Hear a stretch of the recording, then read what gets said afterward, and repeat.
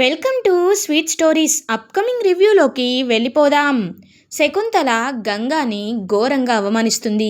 మీ నాన్న ఒక తాగుబోతువాడు, మీ అమ్మ పని చేసుకుంటూ ఉంటుంది. నువ్వు బస్తీలో పుట్టి పెరిగావు.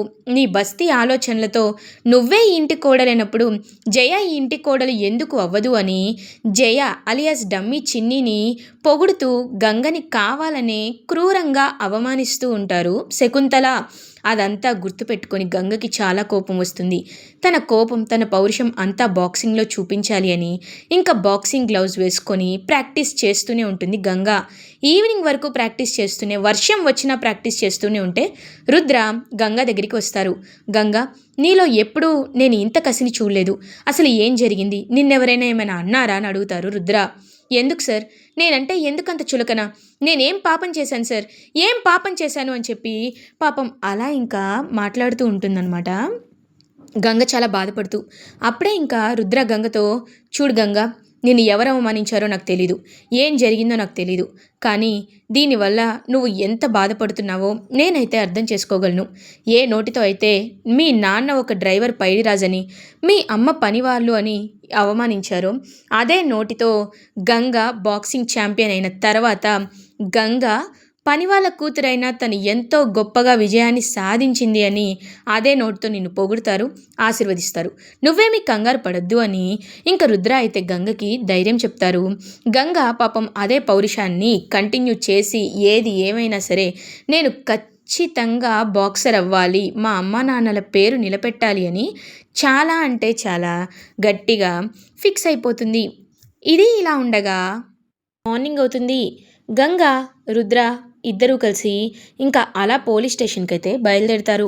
అప్పుడే ఇంకా వీరు వీళ్ళనైతే గమనిస్తూ ఫాలో అవుతాడు. వీళ్ళంటే ఎక్కడికి వెళ్తున్నారని చెప్పి ఇంకా అలా ఫాలో అయ్యి చూసేసరికి వాళ్ళు చాలా క్లియర్గా పోలీస్ స్టేషన్కి వెళ్ళారు అనే విషయం అయితే అర్థమవుతుంది. ఇదేంటి, వీళ్ళు పోలీస్ స్టేషన్కి ఎందుకు వచ్చారు అని ఆలోచిస్తూ ఇంకా లోపలికి వెళ్తాడనమాట వీరు. వెళ్ళి చూసేసరికి, నమస్కారం సార్, నేను మీకు కంప్లైంట్ ఇవ్వడానికి వచ్చానని అంటారు. రుద్ర, ఏ విషయంలో సార్ అని అడిగేసరికి, మాకు తెలిసిన ఒక పర్సన్ అనుకోకుండా యాక్సిడెంట్లో చనిపోయారు, కానీ ఆయన కాజ్ ఆఫ్ డెత్ అనేది చాలా అన్యూజువల్గా ఉంది, కాబట్టి ఎలా అయినా మీరే మాకు హెల్ప్ చేయాలి. ఆయనది న్యాచురల్ డెత్తా లేకపోతే కావాలనే ఎవరైనా యాక్సిడెంట్ చేశారా అనే విషయాల్ని మీరే ఎంక్వైరీ చేయాలి సార్ అని అంటారు. ఒక్కసారిగా వీరు అయితే షాక్లో ఉండిపోతాడు. ఇదేంటి, వీళ్ళు ఈ రామనాథన్ చనిపోయిన కేసుని వదలరా, ఇలా వచ్చారేంటి అని ఆలోచిస్తూ ఉంటారు. తప్పకుండా సార్, మీరు కంప్లైంట్ ఇచ్చి వెళ్ళండి.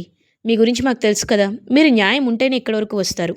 మేము ఖచ్చితంగా నిజ నిజాలు తెలుసుకొని మా ఎంక్వైరీలో జరిగింది మీకు చెప్తామని చెప్పి ఇంకా అలా కంప్లైంట్ అయితే తీసుకుంటారు. సార్, కంప్లైంట్ ఇచ్చాం కదా సార్, ఇప్పుడు మనం హ్యాపీగా ఉండొచ్చు అని అంటుంది. లేదు గంగా, మన వైపున ఉన్న ఇంట్రాగేషన్ కూడా మనం చేసుకోవాలి. ఎందుకంటే పోలీస్ వాళ్ళకి ఒకటి కాదు కదా, మనలాంటి కేసెస్ చాలా ఉంటాయి. వాళ్ళు ఎక్కువగా స్ట్రెస్ అవుతూ ఉంటారు.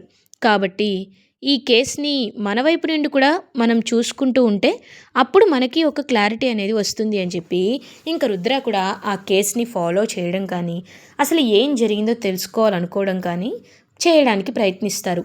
ఇది ఇలా ఉండగా ఇంకా అలా గంగ అయితే బాక్సింగ్కి హ్యాపీగా ఇంటికైతే వెళ్తుంది. ఇంటికి వెళ్ళి ఇంకా ప్రశాంతంగా చూస్తూ ఉంటుందన్నమాట విశ్వనాథన్ని. విశ్వనాథం, గంగ, నువ్వు ఇంకొక 3 days మాత్రమే నా దగ్గర ట్రైనింగ్ తీసుకుంటున్నావు. నీకు ఎలా పంచెస్ ఇవ్వాలో, ఎలా స్ట్రాటజికల్గా ఉండాలో అన్నీ నేర్పించాను.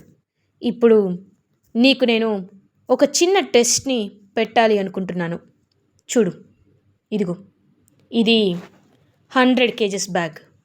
ఈ బ్యాగ్ని నువ్వు కేవలం 20 shotsలోనే నీల్ డౌన్ చేయాలి. ఆర్ యు రెడీ అని అంటారు. సార్, నాకు మీరు ఇప్పటి వరకు నేర్పించింది 20-30 kgs బ్యాగ్ వరకే కదా సార్, అలాంటిది ఇప్పుడు ఏకంగా 100 kgs అంటున్నారు, నా వల్ల అవుతుందా అని అనుకుంటుంది గంగా.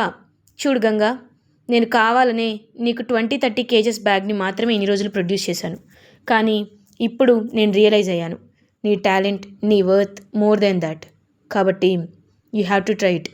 నేనేమి నేను ఫస్ట్ అటెంప్ట్లోనే పాస్ అవుతావని, ఐ మీన్ ఫస్ట్లోనే నువ్వు కరెక్ట్గా చేస్తావని అనటం లేదు, but practice makes man perfect అంటారు కదా. సో ట్రై చేయి, తర్వాత నీకే అలవాటు అవుతుంది. గో అహెడ్ అని ఇంకా అలా ఆలోచిస్తుంటే అమ్మో నాకు భయం వేస్తుంది. ఇప్పుడు ఏం చేయాలి? నా చేతులు విరిగిపోతాయేమో, 100 కేజీల బ్యాగ్ అంటే మాటలా అని ఇంకా అలా ఆలోచిస్తూ ఉంటే ఒక్కసారిగా కళ్ళు మూసుకుంటుంది గంగ. కళ్ళు మూసుకోగానే శకుంతల, మీ నాన్న ఒక తాగుబోతు, మీరు ఒక బస్తీ వాళ్ళు అని అవమానించిన మాటలు గుర్తొస్తాయి.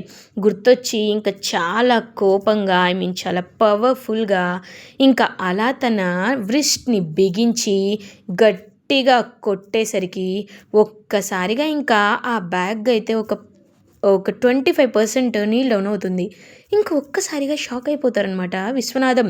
అలా 20 పంచెస్లోనే ఆ బ్యాగ్లో ఉన్న శాండ్ మొత్తాన్ని బయట పడేస్తుంది గంగ. ఇంకా గంగని చూసి, very good, I'm so proud of you Ganga. ఇప్పటి వరకు నేను నా శిష్యులలో ఈ మాట ఎవ్వరికీ చెప్పలేదు. ఫర్ ద ఫస్ట్ టైం నీకు చెప్తున్నాను. I'm so proud of you. నువ్వు ఇంత చక్కగా, ఇంత కరెక్ట్గా, ఇంత తక్కువ టైంలో ఇలా కంప్లీట్ చేస్తావని నేను అస్సలు అనుకోలేదు. ఆల్ ద బెస్ట్ అని షేక్ హ్యాండ్ ఇస్తారు. థ్యాంక్స్ సార్ అని పాపం ఎంతో అంటే ఎంతో హ్యాపీగా ఫీల్ అయ్యి అదే విషయాన్ని రుద్రతో షేర్ చేసుకుంటుంది. రుద్ర కూడా చాలా హ్యాపీగా ఫీల్ అవుతారు. గంగా, నువ్వు నీ లక్ష్యానికి ఇంకా ఎంత దూరంలోనూ లేవు, కాబట్టి ఇంకా కష్టపడాలి, సరేనా అని చెప్పి రుద్ర హ్యాపీగా ఎంకరేజ్ చేస్తూ ఉంటారు గంగాని. గంగా చాలా అంటే చాలా హ్యాపీగా ఫీల్ అవుతుంది. ఇదంతా గమనిస్తూ ఉంటుంది శకుంతల. గమనిస్తూ, ఏంటి ఈ గంగ ఇంతలా దూసుకుపోతుందా? నో, నెవర్, ఇలా జరగకూడదు. ఈ గంగని ఎప్పుడు ఏదో ఒక పనిలో పెడుతూ ఉండాలి. అప్పుడు నేను అనుకున్నది సాధిస్తాను. తన పనులన్నీ చేయలేక ఓడిపోతుంది, అది చూసి నేను నవ్వుకుంటాను, నా ఈగో సాటిస్ఫై అవుతుంది అని ఇంకా గంగా వచ్చి ఈ పని చేయి అని చెప్పి కావాలనే గంగాకైతే పనులన్నీ చెప్తూ ఉంటుంది. పాపం గంగ అన్ని పనులు చేస్తూ ఉంటుంది. అండ్ శ్రావణ మాసం మొదలవుతుంది. ఇంట్లో శ్రావణ మాసం వచ్చేలోపు ఇల్లంతా క్లీన్ చేసుకోవాలి అనే నియమం ఉంది అని అంటారు.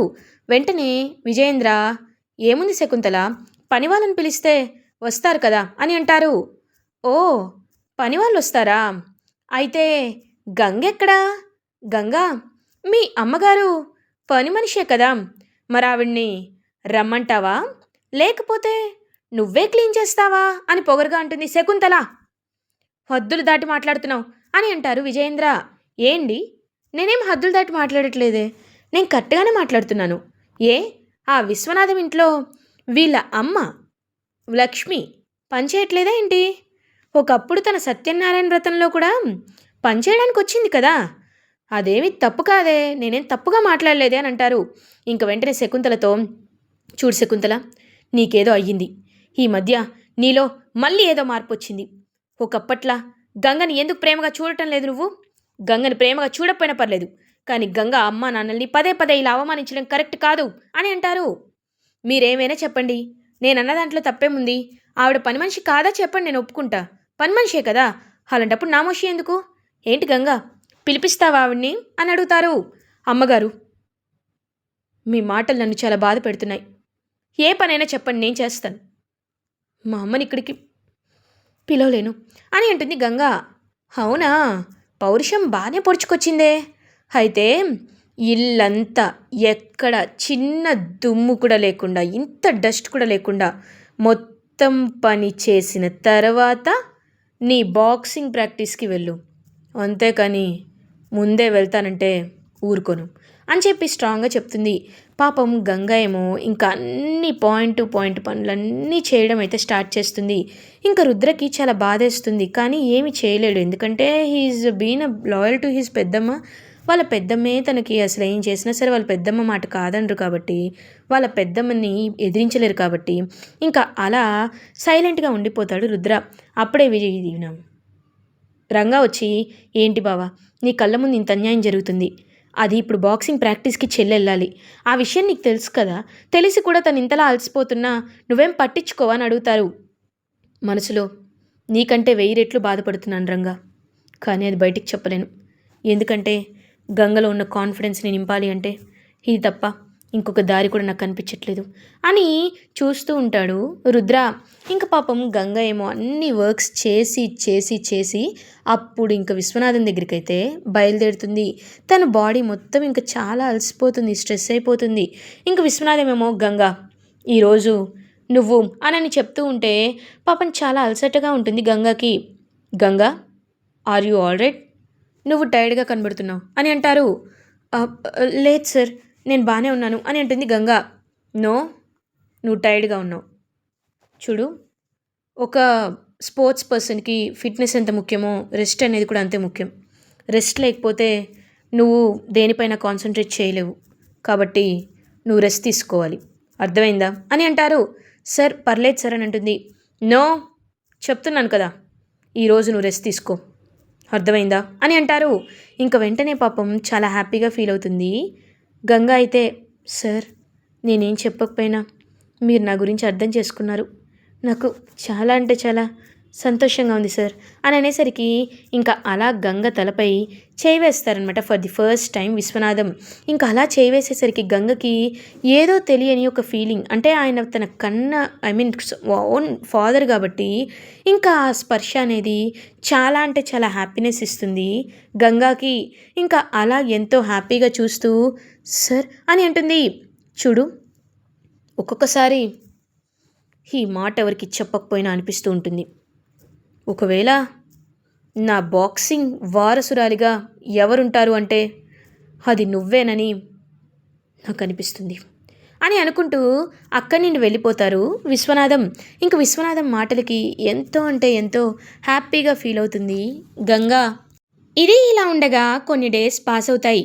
ఇంకా రుద్రాకి అలా పోలీస్ ఇన్స్పెక్టర్ అయితే కాల్ చేస్తారు. కాల్ చేసి, సార్ మీరు చెప్పినట్టే మేము ఎంక్వైరీ చేశాం సార్. ఎంక్వైరీ చేస్తే మాకు ఇదిగో రామనాథం గారి ఫోన్ దొరికింది. ఈ రామనాథం గారి ఫోన్ని చూస్తుంటే అని చెప్పి ఇంకా మొత్తం అన్ని విషయాలు చెప్తారు. ఫోన్ తీసుకుంటాడు రుద్ర. తీసుకొని చూస్తూ ఉంటారు. ఇది ఫోన్లో ఏదైనా మీకు సస్పీషియస్గా అనిపించిందని అడుగుతారు. అవును సార్, ఇందులో కొన్ని కాల్స్ ఉన్నాయి. ఆ కాల్స్ చూస్తుంటే చాలా సస్పీషియస్గా ఉన్నాయి. అండ్ ఆయన ఇంటికి వెళ్ళొచ్చిన వాళ్ళ సీసీటీవీ ఫుటేజ్ని కూడా చూసాం. ఎవరో కావాలనే ట్యాంపర్ చేసినట్టు డిలీట్ చేసినట్టు కూడా తెలుస్తుంది. ఆయన్ని ఎవరో పక్కాగా చంపారని మాత్రం అర్థమవుతుంది సార్ అని అంటారు. ఇంతకీ యాక్సిడెంట్ చేసిన కారణం ఏది అంటే అది ఎక్కడో నార్త్ ఇండియాలో చూపిస్తుంది సార్, అది అసలు ట్రేస్ అవుట్ అవ్వలేదని చెప్తారు. అయితే ఈ ఫోన్ ఒక్కసారి స్విచ్ ఆన్ అయితే మనకి డేటా వస్తుంది కదా అని అంటారు. తప్పకుండా డేటా తెలుస్తుంది సార్ అని చెప్పి ఇంకా ఎంతో హ్యాపీగా ఇన్స్పెక్టర్ అయితే చెప్తారు. అయితే ఈ ఫోన్ స్విచ్ ఆన్ అవ్వడంలోనే మనకంతా పాయింట్ ఉంది. ఈ ఫోన్ ఒక్కసారి స్విచ్ ఆన్ అయితే అసలు ఆయనతో ఎవరు మాట్లాడారు, అతని కాల్ డేటా ఏంటి, అన్ని విషయాల్ని మనం తెలుసుకోవచ్చు అని చెప్పి ఎంతో అంటే ఎంతో హ్యాపీగా ఫీల్ అవుతారనమాట అందరూ. ఇంకా వీరు ఏమో ఇదంతా ఒక కానిస్టేబుల్ ద్వారా తెలుసుకుంటాడు. తెలుసుకొని, అంటే ఇప్పుడు నేను దొరికిపోయే టైం వచ్చిందా? రేయ్, నీకెంత డబ్బైనా ఇస్తాను, ఆ ఫోన్ నా చేతిలో ఉండాలి, అర్థమైందా అని అంటారు. ఓకే సార్, మీరు డబ్బు ఇస్తానంటున్నారు, అంతకు మించి నాకేం కావాలి చెప్పండి, ఇచ్చేస్తాను సార్ అని చెప్పి అంటారు. చూడు, ఆ ఆర్టిస్ట్ రామనాథాన్ని నేనే చంపాను అనే అతిపెద్ద నిజం ఎవ్వరికీ తెలియకూడదు, ఆ రహస్యం ఎప్పటికీ తెలియకూడదు అని చెప్తూ వెనక్కి తిరిగి చూసేసరికి అక్కడ ప్రీతి ఉంటుంది. ప్రీతిని చూసి ఒక్కసారిగా షాక్లో ఉండిపోతాడు వీరు. ఏమండి అని అంటుంది. ప్రీతి, నువ్వేంటి ఇక్కడ అని అడుగుతారు. ఏం మాట్లాడుతున్నారు మీరు? ఎవరినో చంపానంటున్నారు. నిజం, మీరు ఒక హంతకుడా? మీరు నిజంగా హత్య చేశారా అని అడుగుతుంది. ప్రీతి, నేను మనుషుల గురించి అనట్లేదు ప్రీతి, అంటే అననేలోపు వద్దు, నేనంతా విన్నాను. మీరు నాకు ఇంకా నన్ను మోసం చేయాలని చూడొద్దు. మీలాంటి ఒక కసాయి వాడిన నేను పెళ్లి చేసుకుంది, మీలాంటి వాడినా అని చెప్పి ఇంకా అలా మాట్లాడుతూ కళ్ళు తిరిగి పడిపోతుంది.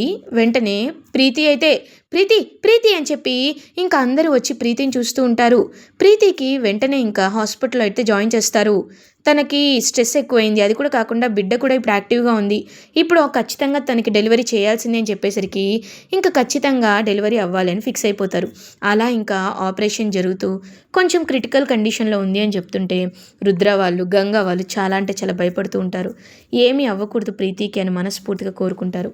కానీ ఇటువైపేమో ప్రీతి గురించి టెన్షన్ పడుతూ ఉంటాడు వీరు. ప్రీతికి నా గురించి తెలిసిపోయింది. ఏం చేయాలి? ఇప్పుడు ప్రీతి కండిషన్ ఎలా ఉంటుంది అని చెప్పి చాలా బాధపడుతూ ఇంకా చాలా అంటే చాలా టెన్షన్ పడుతూ ఉంటాడు. అప్పుడే కరెక్ట్‌గా ఇంకా అలా ప్రీతికి డెలివరీ అయిపోతుంది. ప్రీతికి ఒక బాబు అయితే పుడతాడు. ఇంక ప్రీతి బాబుని చూస్తూ గంగ హ్యాపీగా ఫీల్ అవుతుంది. ఇంకా అలా ప్రీతికి హ్యాపీగా డెలివరీ అయితే అయిపోతుంది. ఇలా ఎపిసోడ్ ఎండ్ అవుతుంది.